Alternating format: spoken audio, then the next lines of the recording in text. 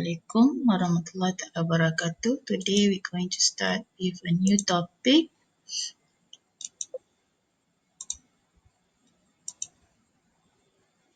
Okay, MFRS 13 fair value measurement. So fair value is a market-based measurement rather than an entity-specific measurement, meaning that it is value or measure based on the market. To measure an asset or liability at fair value, we need to look at various factors. First one is the characteristic of the asset and liability. We need to look at the nature of the transaction, the profile of the market participant, whether the price is observable or not, and the economic benefit that will be generated by the asset. So in terms of measurement, we need to look at what is fair value. So according to MFRS 13, fair value is the price that would be received to sell an asset or paid to transfer a liability in an orderly transaction between market participants at the measurement date. Which means that if you are selling your asset, the money that you're going to receive from the sale of asset, okay, it will be considered to be at fair value if it's done in orderly transaction between market participants at the measurement date. So the objective of fair value measurement in accordance with MFRS 13 is to estimate the price at which an orderly transaction to sell the asset or to transfer the liability would take place between market participants at the measurement date under current condition. Okay, because previously, when you do your other file paper, you are given already the fair value. In this topic, what you're going to learn is how do we actually come up with the fair value amount. Okay, in determining the fair value, entity is required to determine the particular asset or liability that is subject of the measurement. For a non-financial asset, the valuation premise that is appropriate for the measurement consistently with its highest and best use.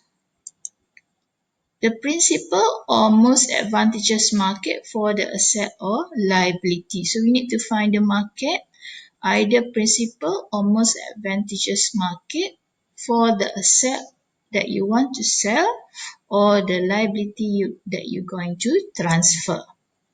The valuation technique appropriate for the measurement considering the availability of data which to develop input and level of fair value hierarchy. So we look at into the particular asset or liability. Fair value measurement is applicable to a particular asset or liability. The asset or liability can be a standalone item or a group of asset and liability. Okay, for example, you have a asset comprised of land and building, which the land and building is grouped together. Or sometimes you may have a standalone item. For example, you have only land. Only characteristic of the asset or liability that market participant will consider in pricing the asset or liability at the measurement date. Such characteristics include the condition and location of the asset and any restriction on its sales or use. Okay, for example, if you want to sell land, that's why we say that land in the city is more expensive than land at your hometown, kampung katakanlah. Okay, because why? Because the characteristic of the location of the asset is considered in finding the fair value. Specific conditions of entity are not relevant. Okay, so just now we are talking about the particular asset. Now we look at the transaction. Okay, the transaction of buying and selling. Okay, it is assumed that the sales of asset or transfer of liability is done in an orderly manner between market participants at the measurement date under current market condition. It is assumed that the sale of asset or transfer of liability is done in an orderly manner between a market participant at the measurement date under current market condition. So it must be done in a certain manner, okay, a step-by-step process, okay, for it to be considered a transaction in finding the fair value measurement. Okay, so it is not a forced transaction such as liquidation or stress sales. Okay, rather, an orderly transaction has exposure to the market for a period to undertake marketing activity that are usual and customary. For example, if the entity decide to sell its land, of course, it must go through the process of, for example, we identify the agent that going to do, for example, advertisement, for them to find the buyer of our land, give some time for the process to complete, which means that you have advertisement from there, you have a potential buyer. Okay, so you need to have certain, an orderly transaction has exposure to the market for a period to undertake marketing activity that are usual and customary. Okay, for example, if you have a land, you want to sell it, you give it to the agent. Agent will go through the process of advertising, the sales of land, wait for the potential customer, and then that is considered as an orderly manner in selling the asset. It is assumed that the transaction to sell the asset or transfer the liability take place in a principal market.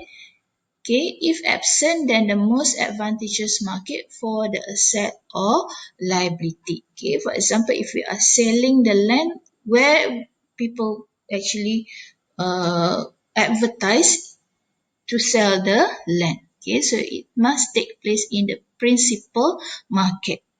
Okay, so if you do not have the principal market, then it consider you need to find the most advantageous market. Okay, so principal market is the one that has the greatest volume and level of activity for the particular asset or liability that can be assessed by the entity. So greatest volume means that a quantity of sale is the highest. Okay, and it has an active buying and selling in this market. So that's why we call it principal market. If we don't have principal market, then we look for the most advantageous market.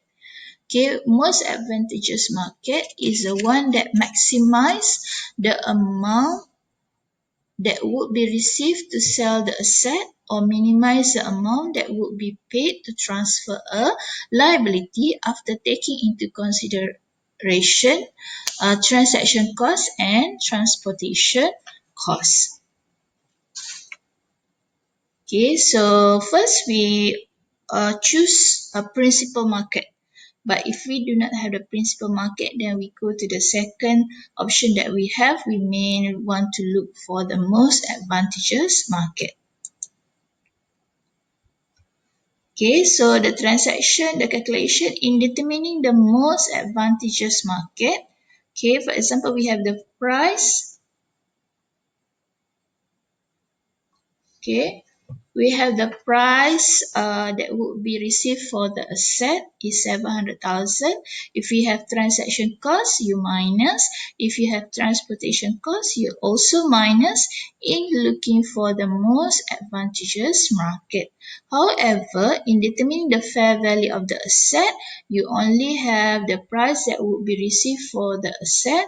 You only minus transportation cost. Transaction cost is not deducted. Okay, therefore you will have a different amount. Okay, remember, this is for you to find the most advantageous market. Once you identify the most advantageous market, you calculate the fair value of asset or liability. Okay, so we have an illustration for you to look into. Okay, an entity has an asset that could be sold in two different active market, market A and also market B at a different price. The entity enter in transaction in both markets. So if the company sell in market A, price that would be received for the asset is 555,000. However, it will involve transaction cost of 30,000 and transportation cost of 80,000. On the other hand, if it's in market B, price that would be received for the asset is 450. Transaction cost involved is 30,000, but the transportation cost of the asset is slightly lower. So from here, first you need to find which of these two market is considered to be the most advantageous market, the market that will bring the maximum amount of that would be received, which means that if you sell, which market will give you the maximum amount.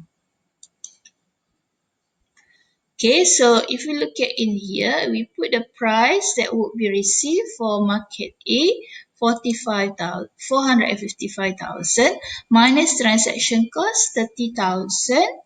Cost to transport the asset 18,000. So we have a net amount of 407,000. Whereas for market B, we put it 450 minus transaction cost of 30,000. We get transportation cost 10,000. So we have net amount of 410. So from this 407,000 and market B 410,000, we can see that which one is the most advantageous market. It will be market B because B gives the entity more. Okay, if the entity sell the asset in market B, they will have a net amount of 410,000. That's what is meant by the most advantageous market. Okay, so that is how do we find the most advantageous market. Once we have the most advantageous market,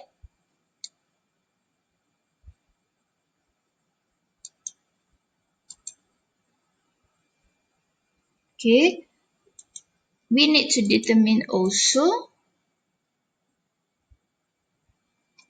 the fair value of the asset. So once we identify its market B, therefore the fair value will be considering market B. So price that we're going to receive is 450. However, transaction cost is not deducted.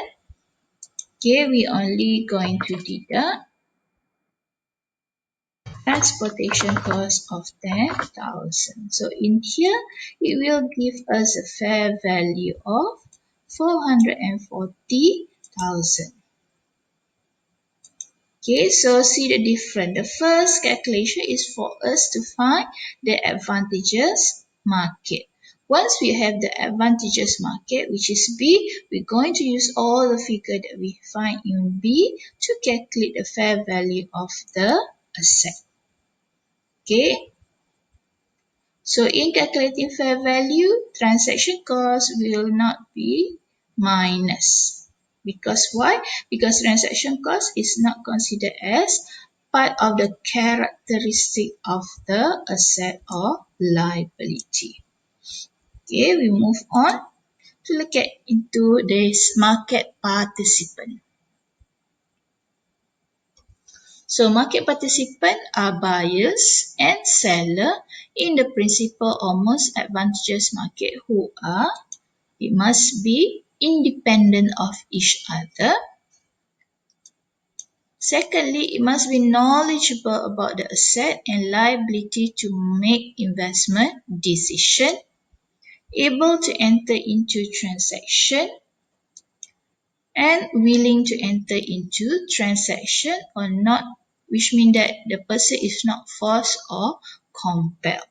Okay, so that is how do we get the fair value measurement. For example, if your entity is selling the land, if you own a company, you are selling your land to your sibling, to your brother or sister. So that is not, it does not fulfill the characteristic of market participant. Why? Because it's not independent. Okay, you are selling to your brother or sister. So you may sell it at lower than at a cheaper price, or you may sell it at more expensive price. So in that case, it cannot be considered as fair value. Okay, so in terms of the price at the measurement date, we call it exit price. It is a fair value that will be received for an asset or paid, okay, the fair value that will be received for an asset or paid for a liability in most advantageous market. The price can be an observable price, an estimate of the market value of the asset or liability using valuation technique. Okay, so in here it stated that transaction costs, okay, are not considered in determining fair value because it is not characteristic of the asset or liability. That is the reason why previously when you find the fair value in market B, you do not minus transaction costs. Okay, transport costs are not considered as well except in a situation where location is a characteristic of the asset. Okay, transaction costs sometimes we do not consider also. Okay, except for in certain case where location is considered as a characteristic of the asset, which means that in finding the value, penting where the asset is located. Then we need to consider the transport cost. Okay, so the price 2.5 application to non-financial asset. Okay, non-financial asset is like your PPE. PPE is your non-financial asset. Biological asset, that is also non-financial asset. Financial asset is like financial instrument, investment, so that is financial asset. Non-financial asset is example of your PPE. Okay, so for non-financial asset, you need to apply highest and best value in finding the fair value measurement. Fair value measurement is based on the market participant ability to generate economic benefit by using the asset or selling it to another market participant who will use the asset in its highest and best use. This is a use that maximizes the value of asset or group of asset and liability.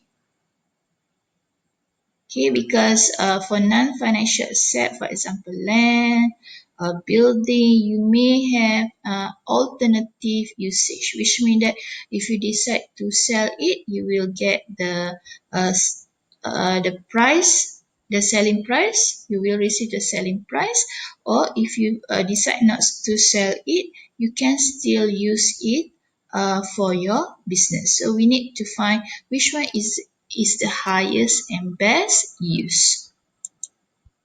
So the use of the asset is constrained by physically possible, legally permissible, and financially feasible. Okay, in determining from the perspective of the market participant and does not consider the intended use of the asset by the acquirer or holder.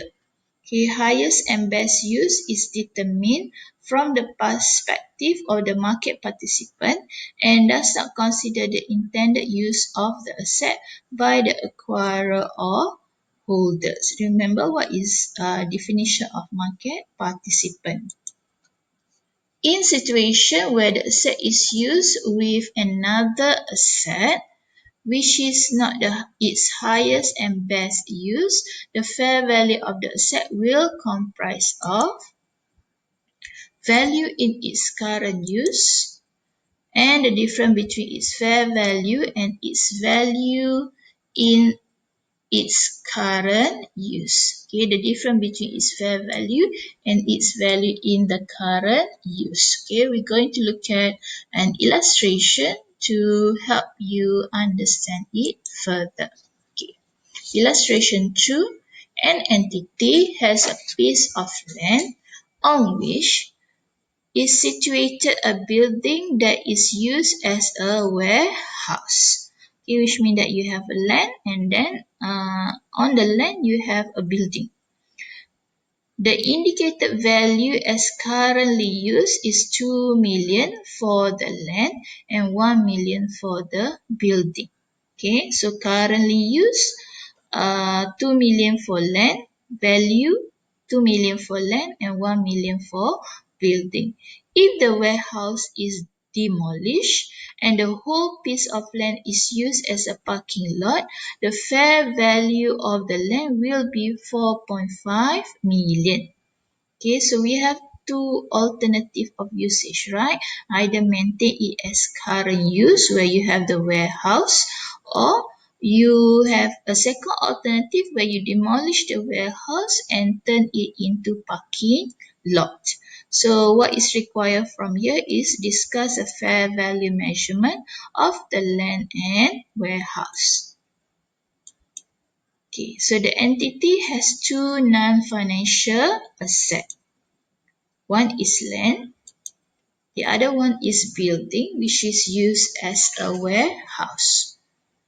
Okay, so the entity has more than one option in generating income, economic benefit from land. First option, currently used as location of building or warehouse. Second option is you can use the land as a parking lot.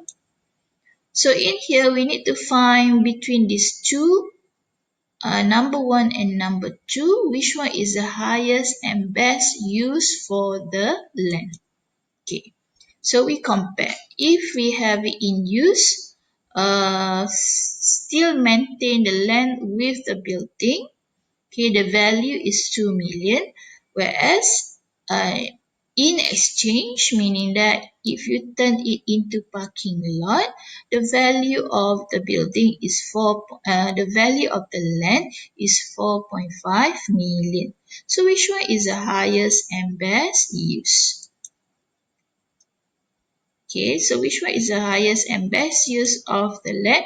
Definitely, it will be at 4.5 million that is in exchange to turn the land into parking lot. Because if you turn the land into parking lot, you will get 4.5 million. But If we look at the illustration again, the question asks for the fair value measurement of land and building. In this calculation, we just look at into land. Okay, but the question asks for us to calculate fair value measurement of land and building.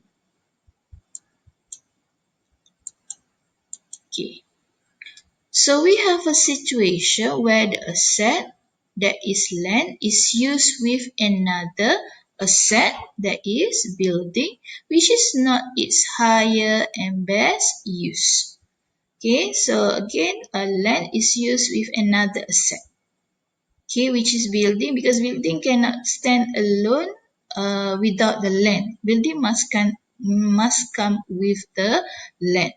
Okay, but this time land is used with another asset, i.e. building, which is not its higher and best use, which means that not the same as the current use.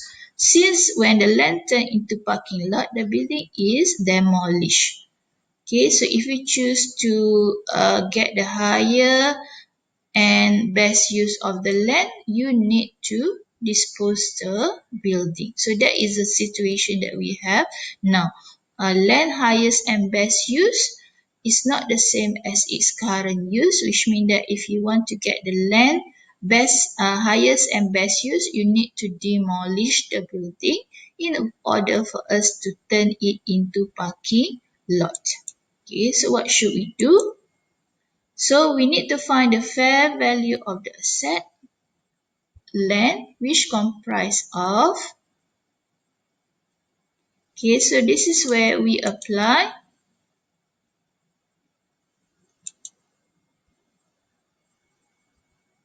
okay, so this is where we apply what we stated here. Okay, in a situation where the asset is used with another asset, which is not its highest and best use. So in the illustration, okay, it's a situation stated in illustration number 2. So what you need to do is, you need to find the fair value of the land, which comprise of value in its current use, that is 2 million, plus the difference between its fair value using highest and best use earlier and the value in its current use, increment the value of the asset group. So the difference between its fair value, which means that fair value 4.5 million minus as asset group 2 million plus 1 million. Okay, 2 million is for land, 1 million is for building. So we have incremental value of the asset group is 1.5 million. Therefore, in this situation, fair value of land is actually equal to 2 million plus 1.5 million equal to 3.5 million. So in this case, we cannot use the 4 million that we calculate earlier, because we have a situation where the asset that is land is used with another asset. So fair value of land and building is equal to 3.5 million fair value of land plus 1 million of value of the warehouse. So we have the fair value of the land and building is 4.5 million. Okay, so 4.5 million previously is 2 million plus 1 million. Okay, so with this condition, now the fair value of land and building has increased to 4.5 million. Okay, remember when you do your revaluation model, okay, under PPE topic, you always compare the net book value with the fair value of the land and building. So in that situation, uh, you are given the fair value of the land. So in here, under MFRS 13, you actually being taught on how do you get the fair value of land and building, or the fair value of the asset. Okay, now let's look at illustration 3.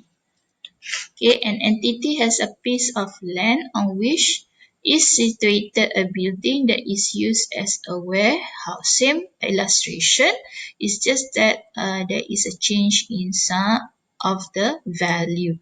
In here, the value as currently used is 3 million for the land and 2 million for the building. So if the warehouse is demolished and the whole piece of land is used as a parking lot, the fair value of the land will be 2.5 million. So in illustration 3, I have changed the value of the land if it's turned into parking lot. So same requirement for you to calculate the fair value of the land and warehouse. Okay, so same scenario here. The difference is when you want to find the highest and best use of the land, it will be comparing in use. The new value is 3 million. Exchange value, if it's turned into parking lot, it will be only 2.5 million.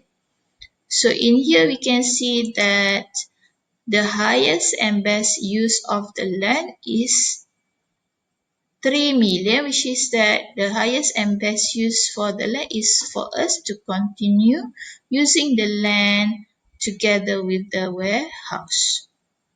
So when we want to find the fair value measurement of land and building, it will be, case in this time, we have a situation where the asset, that is land, is used with another asset, same like illustration number 2, but this time building that is another asset building that is its higher and best use, which means that it is grouped together with building, and by grouping together is the land highest and best use. Okay, therefore the land is not going to turn into parking lot and the building is continue to be used as warehouse. Therefore, in this situation, fair value of land and building is 3 million plus 2 million of warehouse, which is equivalent to 5 million.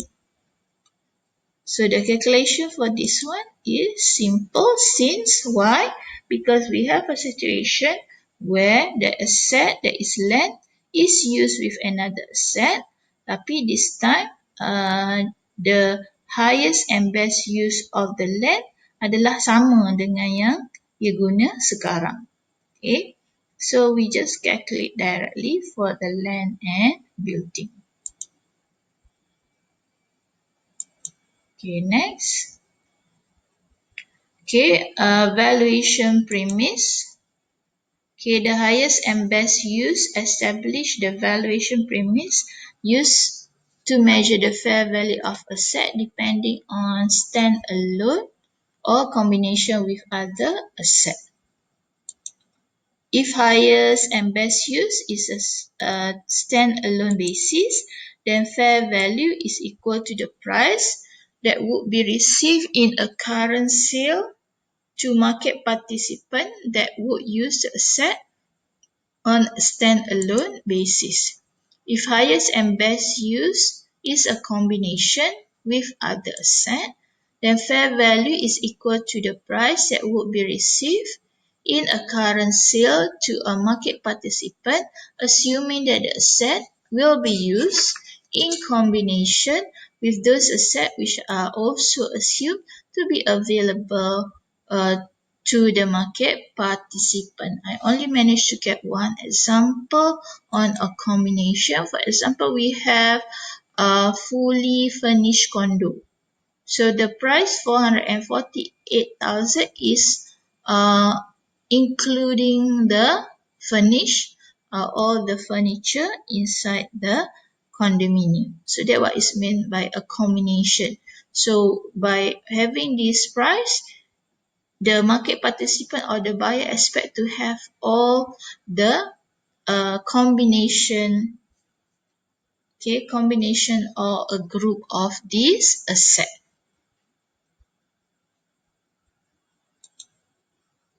Okay, application to liability and entity.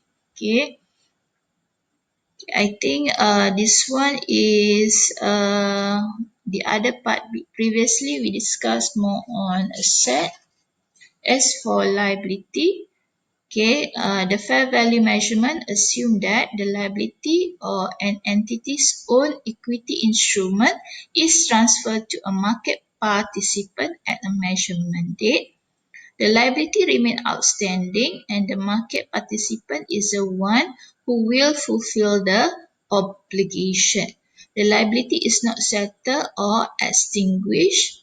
It is the market participant who is expected to settle the liability, similar to the entity's own equity instrument.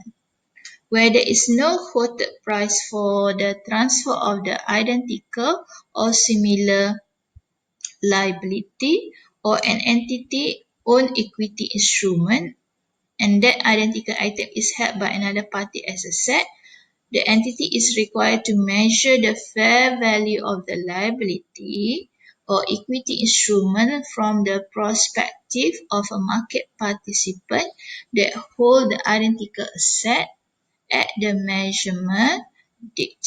Okay, so normally liability we have quoted price, but if you do not have a quoted price, then you need to look at the other side of the transaction. Okay, application to liability and entity own equity instrument, the entity shall measure the fair value of the liability or equity instrument using quoted price in an active market for the identical item or if not available, other observable input or is not available, another valuation technique such as income approach or market approach. Okay, fair value at initial recognition. In an exchange transaction, the transaction price is the price paid to acquire the asset or receive the assumed liability. Okay, so in many cases, transaction price is equal to fair value. However, the transaction price might not represent the fair value of an asset or liability if any of the evidence exists. Okay,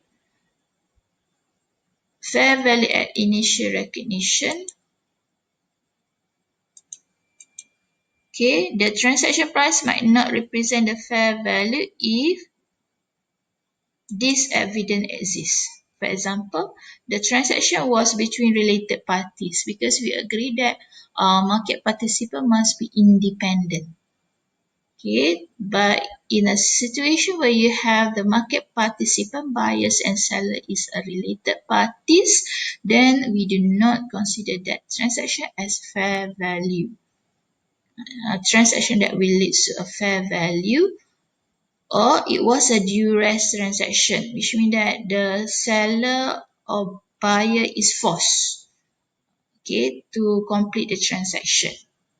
Okay, next, the transaction price include other elements, for example, business combination, or the transaction did not take place in the principal or most advantageous market. So if this condition happen to exist, then this is this is a situation that we cannot consider it as fair value.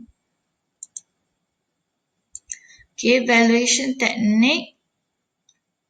Okay, an entity is to use valuation technique that are appropriate for the individual situation, given sufficient data are available, maximizing observable input and minimizing unobservable input. Okay, valuation approach. There are three approaches to determine fair value. First approach is market approach. Second approach is income approach. And the third approach is cost approach. So market approach Relevant information such as price generated by market transaction involving identical or comparable that is similar asset and liability of businesses is used to determine the fair value. So market approach, for example, if you are selling a piece of land, you need to look at what is the price of the identical or comparable asset uh, in order for you to determine the fair value. Okay, or we have income approach. Okay, use valuation technique to convert future amount, for example, cash flow or income and expenses, to a single current or present value. Because if we do not have market for the asset, then we cannot find the fair value based on market approach. So what we can do is we can use income approach. You're going to project what will be the future amount or future cash flow that you're going to get from that asset. Or we can have cost approach. The valuation technique is used to determine the amount required to replace the service capacity of an asset, which is referred to as current replacement approach. Okay, because you are selling your asset, in order for you to find the fair value, maybe you look at what is the cost of replacing the asset that you are going to sell. Okay, next we look at into inputs. Okay, inputs that you need to look into in finding in looking at your fair value measurement. So all three valuation approach rely on input or assumption market participant will use in pricing an asset or a liability. Input can be observable. Okay, input based on available market. Okay, input mean data, the information that you're going to use in your fair value measurement. Or the input can be unobservable, which is non-market data that are developed on the best available information that market participant will use. So when we talk about input, we have three level of input, level 1, level 2, and level 3. Okay, level 1, it comes from quoted price. Okay, unadjusted in active market for identical asset or liability that the entity has access to at measurement date. For example, unadjusted quoted price of equity shares in a listed company with a confirm there is a price of your equity shares. You cannot adjust the price. Therefore, that is considered the input for your fair value measurement. Or you may have another situation that is level 2, input other than the quoted price in level 1 that are observable directly or indirectly include quoted price for similar asset and liability in an active market or non-active market, non-quoted price that are observable, and input that are derived or corroborated by observable market data. For example, fair value of a building held for use may use a price per square meter derived from observable market data. Form comparable building in a similar location may be used. Okay, fair value of the building, maybe you do not have the exactly similar building, but you may use based on what you observe in the on how people value a building. Okay. Level 3 will be input are not based on observable market data fall within level 3. Though unobservable data are used, they must still reflect the assumption that the market participant will use when pricing an asset or liability. Okay, for example, we have cash generating unit. An entity may use the financial forecast from the cash flow developed using its own data. So we can look at in these three levels of input. Level 1 is like a strong input. And then as it goes down, it will become a more what we call it more on assumption on the value of the on the pricing of the asset. Okay, so in terms of disclosure, what you're going to disclose in your financial statement. Okay, the following minimum disclosure are required. The valuation technique and input used to develop the fair value of asset and liability.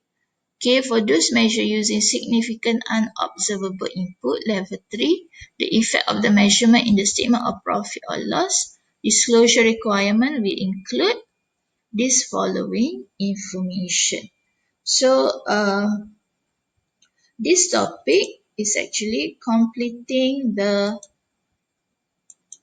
giving you an idea on how do we actually get the fair value measurement. How do we actually get the fair value? Okay, previously what you have done is you are given already the fair value for you to compare. In a situation where you have revaluation model, you compare between cost and fair value. In a situation where you have your for investment property, you also have a model, a fair value model for you to measure your investment property. In that case, you are already given. Okay, since in a real life, the scenario is you need to find your own fair value. So how do you derive your fair value? Is by following the process given by MFRS 30.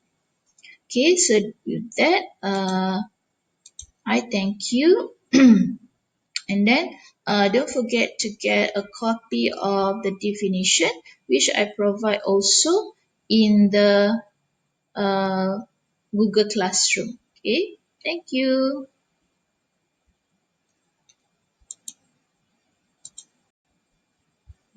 Bye.